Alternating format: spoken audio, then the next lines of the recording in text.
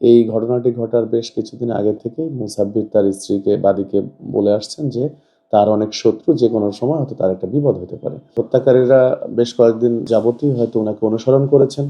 কালকে সুযোগ পেয়ে ওৎ পেতে বসে থাকা হত্যাকারীরা তাকে এলোপাথাড়ি গুলি করে হত্যা করেছেন। গত রাতে যে স্বেচ্ছাসেবক দলের নেতা মুসাব্বির হত্যাকাণ্ডের যে ঘটনাটি ঘটেছে, এটার উপর ভিত্তি করে আজকে সকালে ভিকটিমের স্ত্রী এসে একটি অভিযোগ দায়ের করেছেন, যার প্রেক্ষিতে আমরা মামলা নিয়েছি।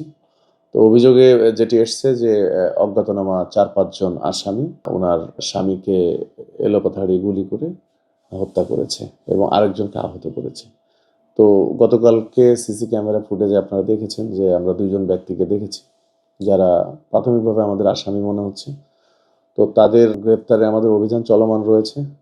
প্রাথমিকভাবে তাদেরকে আইডেন্টিফাই করারও চেষ্টা আমাদের চলমান রয়েছে। আমাদের পাশাপাশি ডিবি, র্যাব কাজ করে যাচ্ছে। এখন পর্যন্ত আমাদের বেশ কয়েকটি টিম মাঠে রয়েছে।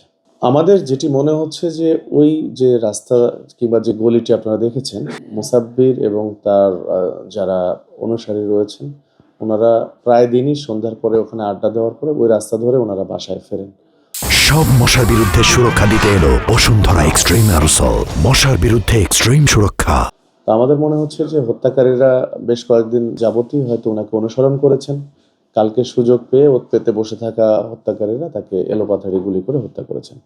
আর বাদীকে আমরা একটু জিজ্ঞাসাবাদ করেছিলাম যে কোনো ধরনের তথ্য এই সংক্রান্ত ওনার কাছে আছে কিনা। তো উনি যেটি বলেছেন যে এই ঘটনাটি ঘটার বেশ কিছুদিন আগে থেকেই মুসাব্বির তার স্ত্রীকে বাদীকে বলে আসছেন যে তার অনেক শত্রু, যে কোনো সময় হয়তো তার একটা বিপদ হতে পারে। যদিও এ সংক্রান্তে তার স্ত্রী কিংবা মুসাব্বির আমাদের থানাতে কোনো জিডি অথবা কোনো ধরনের সহায়তা আমাদের কাছ থেকে চাননি। তো আমরা বেশ কয়েকটি ইস্যু পেয়েছি, যে ইস্যুগুলো সামনে রেখে আমাদের তদন্ত কার্য আমরা এগিয়ে নিচ্ছি। যেটি বললেন এই বিষয়টি আমাদের কাছে আগেও এসছে, আমরা এই বিষয়টি মাথায় রেখেছি। এটাও তদন্তের আমাদের একটি অংশ হিসাবে আমরা দেখছি যে এই অংশেও মানে এই মার্ডারের কাণ্ডে এই অংশটা কতটুকু ইম্প্যাক্ট ফেলেছে সেই বিষয়টিও আমরা এই তদন্তে আমরা খতিয়ে দেখছি। পর্যন্ত আমরা কাউকে জিজ্ঞাসাবাদ করি নাই। আমাদের থানা পুলিশ যেটি করেছে যে যাকে দেখা যাচ্ছে তার পরিচয়টি আমরা বের করার চেষ্টা করছি বিভিন্নভাবে। এখন এটি বলার সময় আসেনি এখনো। হয়তো আস্তে, আস্তে আমরা কাউকে ধরতে পারলে জিজ্ঞাসাবাদে হয়তো এটি জানতে পারবো। তাহলে যেটি এসছে মুসাব্বিরকে ২টি গুলি করা হয়েছে। একটি হাতের কনুইতে লেগেছে, একটি পেটে। আর যিনি আহত রয়েছেন মাসুদ, তাকে একটি গুলি করা হয়েছে। ঘটনাস্থল থেকে আমরা ৩টি গুলির খোসাও জব্দ করেছি।